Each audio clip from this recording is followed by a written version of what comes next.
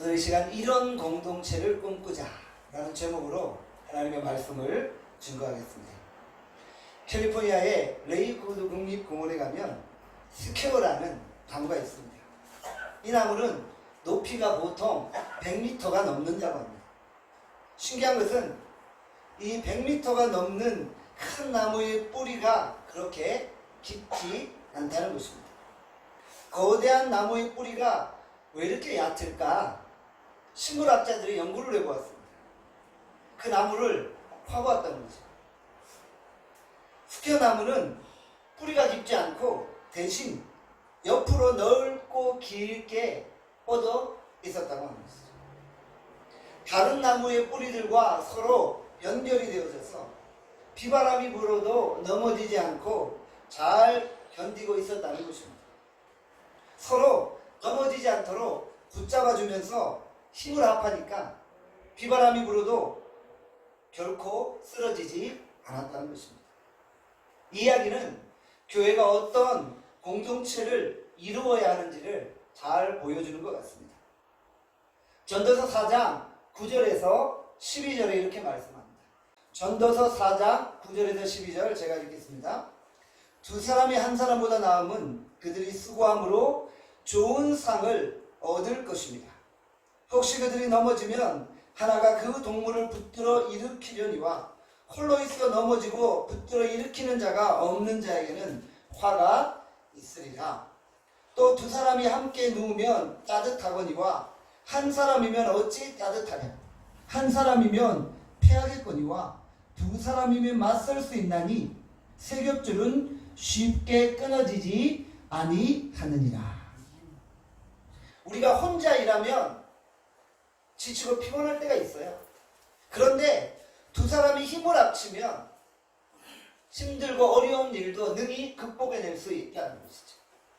신앙생활은 혼자 하는 것이 아닙니다. 서로 힘을 합칠 때 더 많은 일을 감당할 수 있는 것입니다. 서로 끌어주고 밀어주면서 서로 협력하여 나간다는 것이죠. 그럴 때 어떤 어려움이 와도 결코 흔들리지 않는다는 것입니다. 우리 나눔 공동체가 서로에게 든든한 버팀목이 되어지기를 소원합니다. 나눔교회 성도들이 서로에게 깊이 뿌리를 내려서 험한 쇠파 속에서도 흔들리지 않고 든든히 설 수 있기를 바랍니다.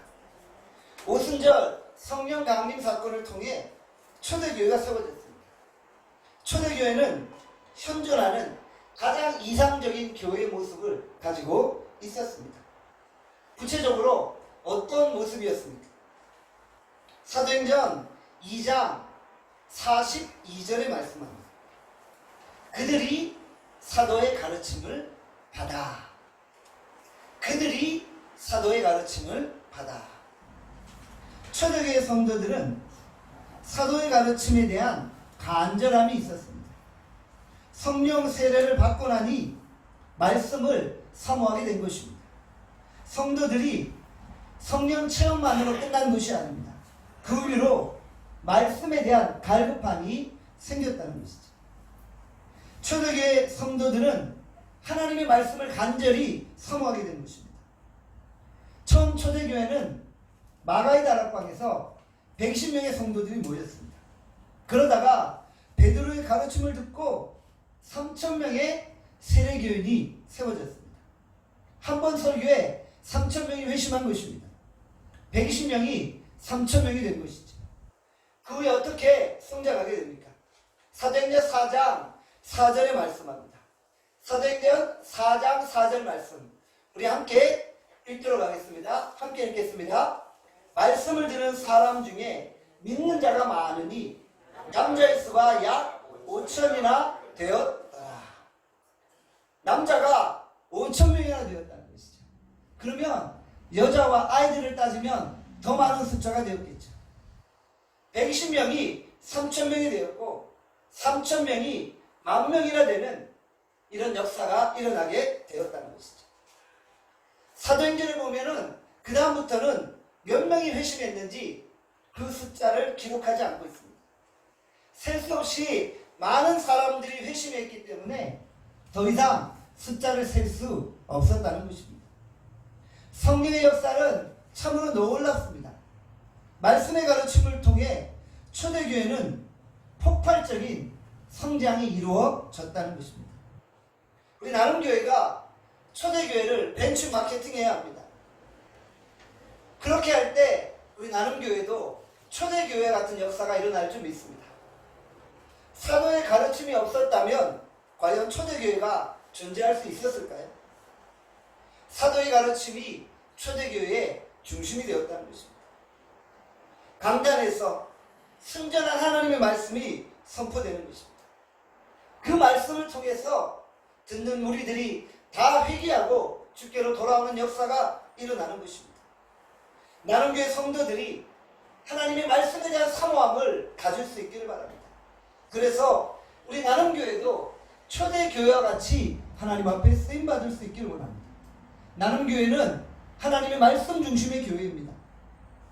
교회는 토론하는 곳이 아닙니다. 교회는 대화하는 곳이 아니고 교회는 하나님의 말씀을 듣는 곳입니다. 교회는 말씀의 가르침이 풍성히 함께한다는 것입니다. 매 시간마다 변하지 않는 진리의 말씀이 증거되는 것입니다. 말씀의 가르침이 있어야 그때부터 양육과 성장이 일어나게 되어진다는 것이죠. 베드로전서 2장 2절에 말씀합니다. 같이 베드로전서 2장 2절 말씀 함께 읽겠습니다. 시작. 갓난아이들 같이 순전하고 신령한 것을 사모하라. 이는 그로 말미암아 너희로 구원에 이르도록 자라게 하려 함이라. 아멘. 갓난아이가 엄마의 젖을 사모하듯이 우리가 말씀을 사모해야 하는 것입니다. 사모하다는 헬라어는 에피포세오입니다. 포세오는 갈망하다는 뜻이고요. 에피는 반복한다 라는 뜻입니다. 우리가 하나님의 말씀을 갈망하고 또 갈망하는 것입니다. 하나님의 말씀을 사모하고 또 사모하는 것입니다. 갓난아이를 보십시오. 갓난아이는 배가 고프면 울기 시작합니다. 그때는 아무리 재밌는 장난감을 주어도 울음을 그치지 않습니다. 다른 어떤 일을 해도 아무 소용이 없습니다. 오직 엄마의 젖이 필요한 것입니다. 갓난아이가 엄마의 젖을 사모하듯이 우리가 하나님의 말씀을 사모하는 것입니다. 주의 말씀이 없으면 단 한순간도 살 수 없다는 것입니다. 시편 119편 131절에 말씀합니다.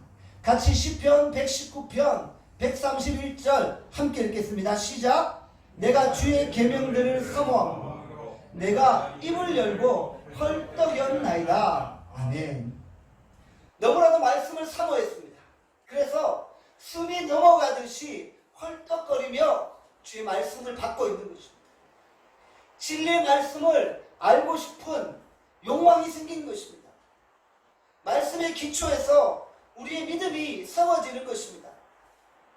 말씀을 받아야만 우리의 믿음이 흔들리지 않는 것입니다. 본문에 보면 사도들이 말씀을 가르쳤다라고 기록하고 있습니다. 누구에게 말씀을 배우냐는 매우 중요합니다. 아무에게나 말씀을 배워서는 결코 안 됩니다. 검증되지 않는 곳에서 성경 공부를 하다 보면 큰 위험에 빠질 수 있습니다. 친한 친구가 꼭 한번 같이 가서 나와 함께 성경 공부할래? 그래서 따라가 봤더니 어디예요? 신천지였던 거예요. 우리는 이런 이야기를 종종 듣게 됩니다. 신천지는 친한 친구들을 포섭해서 성경 공부하자고 유혹하는 거예요. 그래서 가서 성경 공부를 배우다 보면 그곳에 깊이 빠져드는 거예요. 결코 헤어나오기가 어려운 거예요. 바른 신학 위에 서있는 목회자들에게 말씀을 배워야 하는 것입니다. 잘못 배우면 멸망길로 나아가게 되는 것입니다. 그런 의미에서 여러분들은 나눔교회에서 신앙생활함이 큰 복인 줄 믿습니다. 나눔교회 강단에서 날마다 신령하고 바른 하나님의 말씀이 선포되기 때문입니다. 순전한 말씀은 성령의 검입니다. 성도들이 하나님의 검인 이 말씀을 받고 그 말씀으로 무장할 때 사단은 두려워 떨게 되어지는 것입니다. 말씀을 제대로 배워 말씀으로 무장하면 사단은 성도들을 공격할 수 없는 것입니다. 사도행전 2장 42절에 말씀하죠. 서로 교제하고. 교제는 헬라어로 코이노니아입니다. 함께 나눈다는 것입니다. 공동생활을 한다는 것입니다. 강압적으로 나누거나 억지로 나누는 것이 아닙니다. 사도행전 2장 44절에서 45절에 보면 이런 말씀이 있죠. 같이 사도행전 2장 44절에서 45절 함께 읽겠습니다. 시작. 믿는 사람이 다 함께 있어 모든 물건을 서로 통용하고 또 재산과 소유를 팔아 각 사람의 필요를 따라 나눠주며. 서로 물건을 통용합니다. 재산과 소유를 팔아 각 사람의 필요를 따라 나누어 주는 것입니다. 사회주의나 공산주의처럼 힘에 의해서 재산을 분배하는 것이 아닙니다. 19세기의 칼 막스는 그의 책 자본론에서 공동소유, 공동생산, 공동분배를 주장했습니다. 가진 자의 것을 빼앗아 가난한 자에게 나누어 줘야 한다는 것입니다. 강제로 빼앗아서 나누어 주면 평등한 사회, 이상적인 사회가 나타난다는 것입니다. 그런데 강제로 빼앗아서 사회 정의가 실현되어질까요? 힘에 의해서 빼앗아서 평등한 사회가 이루어질까요? 사회주의 안에 권력을 가진 또 다른 기득권이 생겨나게 되고 그 기득권자들이 권력을 마음대로 휘둘게 되어진다는 것입니다. 칼 막스의 자본론이 실패했다는 것을 역사는 증명해주고 있다는 것입니다. 결국 예수님을 뺀 공동소유, 공동분배는 이루어질 수 없다는 것입니다. 초대교회는 모두가 자발적으로 나누었던 것입니다. 강요로 나눈 것이 아닙니다.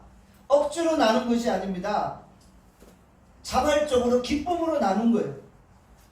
나누고 났는데 더 나누고 싶어 안절부절하는 게 바로 초대교회 공동체였다는 것입니다. 재산과 소유를 나눈다는 것은 서로 돌보는 마음이 드러나는 것입니다. 나눔을 통해 사랑의 돌봄이 이루어지는 것입니다. 세상에서 가장 존경받는 것은 무엇입니까? 바로 돈입니다. 예수 믿는 사람들도 말로는 하나님을 사랑한다고 하지만 실제 상황 속에서는 돈을 더 사랑할 때가 있다는 것입니다. 돈은 곧 힘입니다. 세상 사람들은 돈을 곧 하나님으로 섬깁니다. 그래서 돈을 소유하려고 합니다. 돈에 대한 소유욕은 끝이 없다는 것입니다. 마치 목이 말라 바닷물을 마실 때 더 갈증을 느끼는 것처럼 세상은 돈을 신으로 섬기는 것입니다. 그런데 초대교회 공동체는 돈으로부터 자유로워진 것. 나눔은 곧 자기 부인이요 자발적인 자기 희생인 것입니다. 나눔은 소유욕을 죽이는 것이고 자기 자아를 죽이는 것입니다. 영적인 변화로 말미암아 물질관이 변화되는 것입니다. 우리 안에 이런 역사가 일어나기를 소망합니다. 42절에 보면 또 떡을 떼며 라고 기록을 하고 있습니다. 떡을 뗀다는 것은 무슨 의미입니까? 성만찬을 의미합니다. 초대교회는 매일같이 성찬식을 거행했습니다. 성찬에 참여하며 우리를 위해 죽임당하신 예수 그리스도의 피와 살을 기념했다는 것입니다. 자발적인 순종을 통해 자신의 몸을 십자가에서 희생제물로 드리신 예수 그리스도의 그 사랑을 경험하는 것입니다. 성만찬에 참여한 성도들의 눈에서 뜨거운 눈물이 흐릅니다. 하나님이 우리에게 주신 최고의 은혜는 십자가의 사랑인 것입니다. 성만찬을 통해 십자가의 사랑을 경험할 때 공동체 안에 하나님의 영광이 머무는 것입니다. 성도들이 매일 한 자리에 모여서 떡을 떼는 모습이 얼마나 아름답습니까? 서로 떡을 떼며 인간관계가 회복되어지는 것입니다. 예수 그리스도의 십자가 안에서 하나 되어지는 것입니다. 말씀 속에 은혜 받은 성도들이 떡을 떼며 뜨거운 형제를 느끼는 것입니다. 서로 떡을 떼며 그리스도 안에 하나 되었음을 고백하는 것입니다.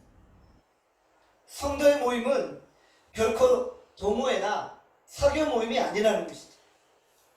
성도들의 모임은 함께 먹는 것이 목적이 아닙니다. 성도들의 교제는 함께 노는 것이 목적이 아닙니다. 성도들의 교제를 통해 하나님을 사랑하는 법을 배우고 이웃을 사랑하는 법을 배우는 것입니다. 나눔교회 공동체 안에 하나됨의 역사가 일어나기를 간절히 소원합니다. 42절을 보면 계속해서 기도에 힘쓰며 라고 기록하고 있습니다. 서로 교제하는 것은 먹고 마시는 것으로 끝나는 것이 아닙니다. 그 다음에 기도로 나가야 합니다. 여기에서 기도는 개인 기도가 아니라 합심 기도입니다. 성도들이 매일 모여서 합심하여 기도하는 것입니다.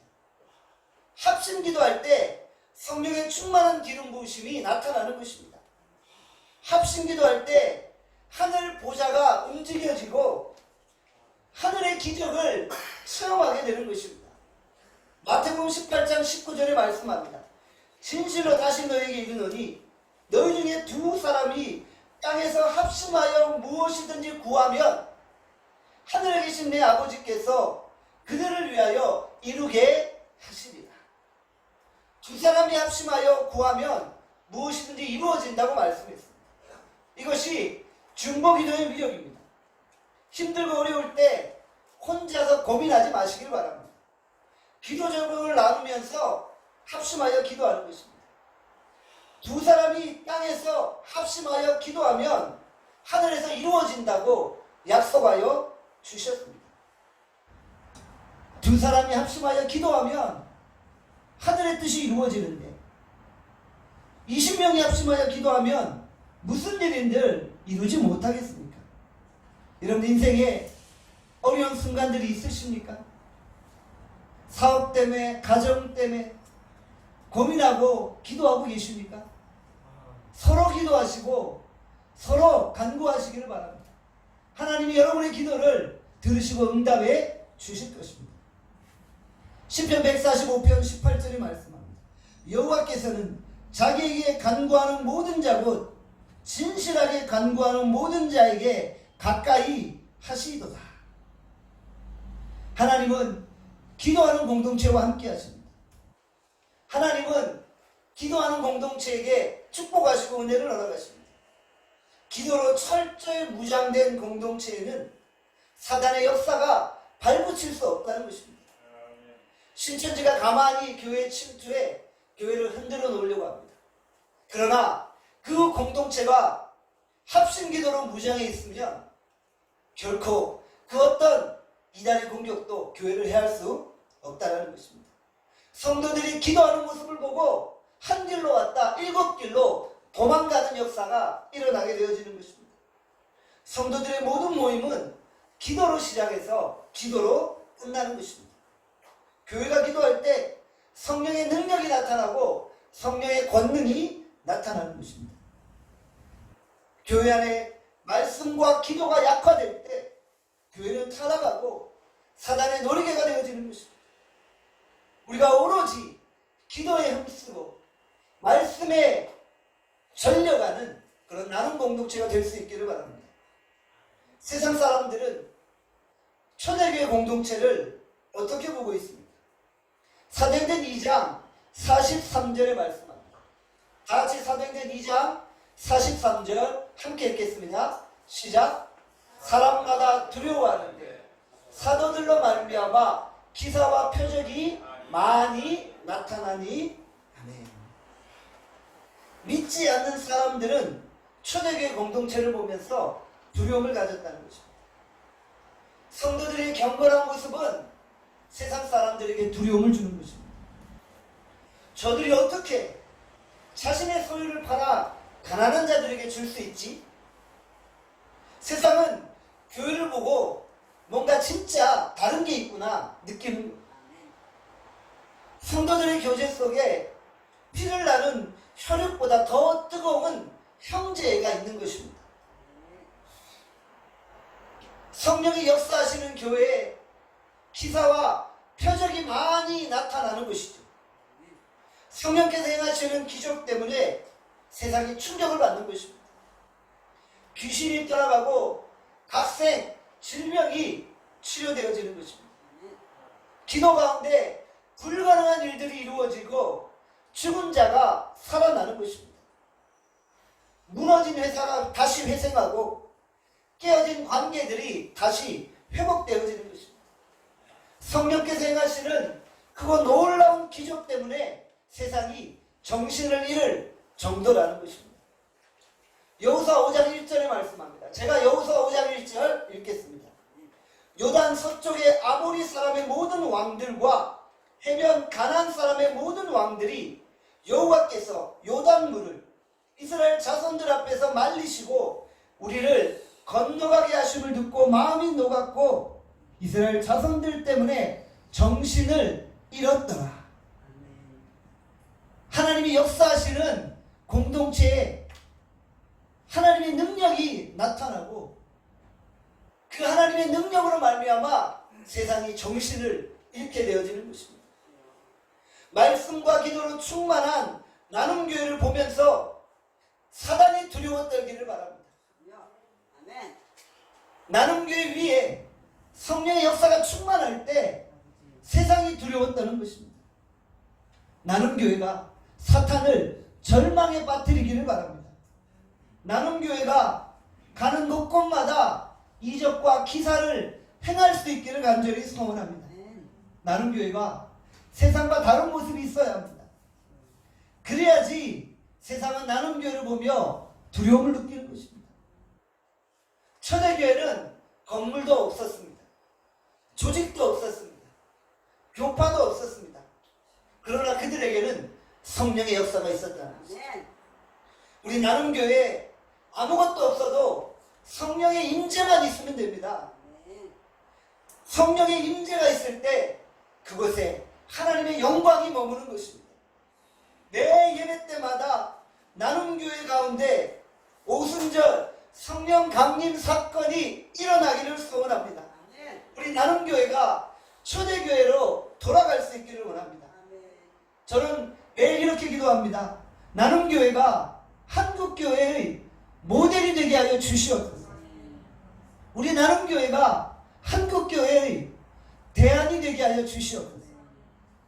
우리 나눔교회가 대한민국의 많은 교회들에게 도전을 주고 자극을 주게 하여 주시옵소서. 여러분들 우리가 이런 비전으로 나가기를 소원합니다. 여러분들 우리 나눔교회에 하나님의 영광이 있음을 고백합니다. 여러분들 우리가 이런 비전을 가지고 나갑시다. 하나님의 역사가 우리 나눔교회에 충만할 것입니다.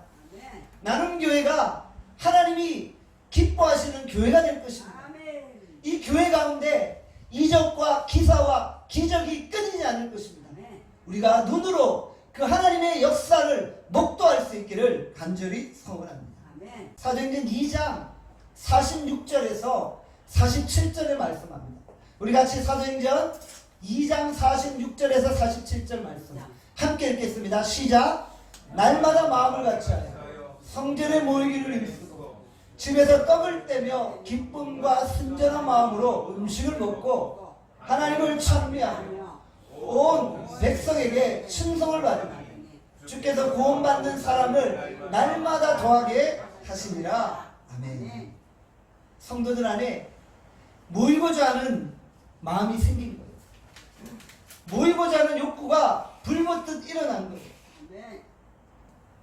그래서 날마다 마음을 같이하여 성전에 모였던 것입니다.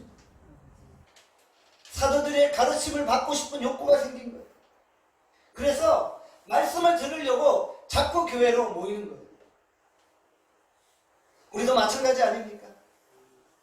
처음 예수님을 믿고 나서 교회 오고 싶은 마음이 드셨잖아요. 그리고 처음 예수를 믿고 나서 너무나도 말씀을 듣고 싶어 사모하는 마음이 생겼잖아요. 그런데 우리 안에 하나님의 말씀에 대한 사모함을 가지기 소원합니다. 그리고 그 말씀을 듣기 위해 교회로 몰려들기를 소원합니다. 우리의 영혼이 살아나기 위해서 성도들이 날마다 모여서 하나님의 말씀을 들어야 하는 것입니다. 거듭난 그리스도인들은 모이기에 힘써야 합니다. 내 내면에 새 생명이 자라고 있기 때문에 모이기에 힘쓸 수밖에 없는 것입니다. 영이 살아나면 모이기에 힘쓰는 것입니다. 성령의 물결이 임하면 자꾸 모이고자 하는 욕구가 생기는 것입니다. 모이기에 힘쓰는 것은 성령의 역사이고 모이기를 패하는 것은 사단의 역사입니다. 그리스도인이라고 말하면서 교회에 모이기를 싫어하시나요? 신앙생활에 적신호가 켜진 거예요. 성도는 다른 성도들과 모이기를 즐겨하는 거예요. 성도는 다른 성도들과 연합하기를 즐겨하는 거예요. 남자와 여자가 사랑하는데 만나고 싶지 않아요. 무엇은 아닌가요? 좋아는 하는데 같이 있고 싶진 않대요. 이건 어불성설입니다. 사랑하는데 어찌 같이 있고 싶지 않나요? 하나님을 만나면 어떻게 됩니까? 하나님과 같이 있고 싶어집니다. 하나님을 사랑하기 때문입니다. 하나님의 임재가 있는 교회에 자꾸 오고 싶은 거예요. 당연한 이치입니다. 성도들과도 당연히 같이 있고 싶어집니다. 일본의 우치무라 간조라는 세계적인 신학자가 있습니다. 그는 무교회주의자입니다. 무교회주의가 무엇입니까? 쉽게 말해서 하나님은 좋은데 교회에 모이는 것은 싫다는 거예요. 왜요? 교회 안에 죄인들이 모이기 때문에 자꾸 교회 안에서 문제가 발생하고 죄 짓는 일이 일어난다는 거예요. 그래서 나는 그냥 하나님과 1대1로 신앙생활 하겠다는 거예요. 혼자 신앙생활 하겠다는 거예요. 자꾸 모이기를 피하려고 하는 거예요. 히브리서 10장 25절에 말씀합니다. 모이기를 피하는 어떤 사람들의 습관과 같이 하지 말고 오직 권하여 그날이 가까움을 볼수록 더욱 그리하자. 사탄은 마지막 때에 교회를 무너뜨리기 위해서 모이지 못하게 만들어버립니다. 성도들이 모이는 것을 귀찮게 여기게 만들어버립니다. 요즘에 성도들이 화상 예배를 드리고 인터넷 예배를 드리는 것을 보게 됩니다. 나는 주일날 교회 가기 싫다는 거예요. 그냥 기독교 TV만 틀면은 바로 생중계로 예배가 나오지 않습니다. 그래서 나는 오늘 주일 예배는 인터넷을 통해서 집에서 드리겠다는 거예요. 모이기를 피하는 것입니다. 이것이 한국교회를 무너뜨리기 위한 사단의 전략입니다. 여러분들 물론 몸이 아프거나 병원에 있을 때는 화상 예배를 드릴 수 있습니다. 예배 드릴 수 없는 상황에서는 인터넷으로 예배 드릴 수 있습니다.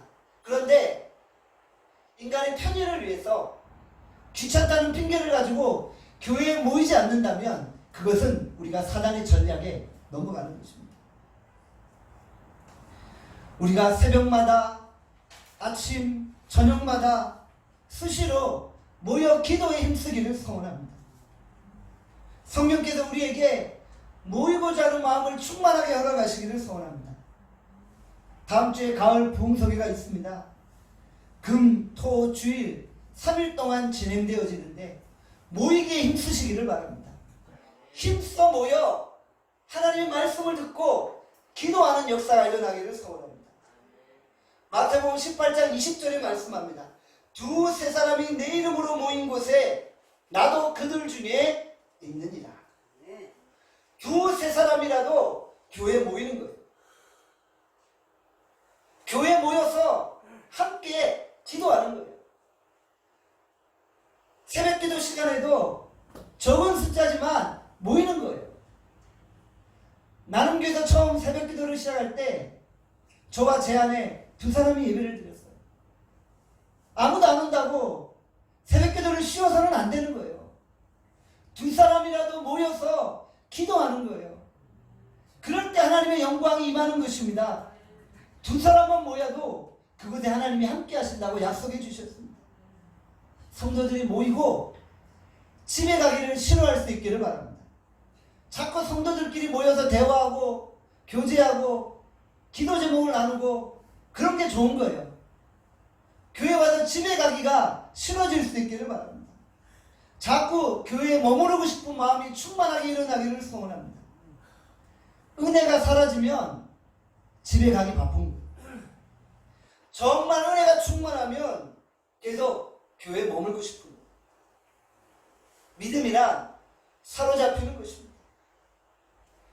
여러분의 마음을 교회에 들이시기를 바랍니다. 여러분의 생각이 교회에 사로잡히시기를 바랍니다. 믿음은 형식이 아닙니다.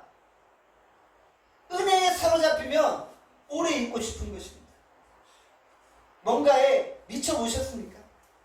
사로잡힌 거예요. 성령에 사로잡히면 성령과 함께 있고 싶고 성령께 기도하고 싶은 마음이 생기는 거예요. 그래서 계속 모이게 되어진다는 것입니다. 나눔교회가 완전히 예수님께 미쳐서 예수님께 사로잡혀서 예수님을 중심으로 모일 수 있기를 간절히 소원합니다. 이제 우리는 더 이상 오순절의 제자들처럼 성령의 오심을 기다릴 필요가 없습니다. 왜요? 이미 성령께서 우리 안에 오셨기 때문입니다. 말세에 성령을 부어주신다고 약속하셨는데 이미 그 성령께서 우리 나눔교회에 오신 것입니다.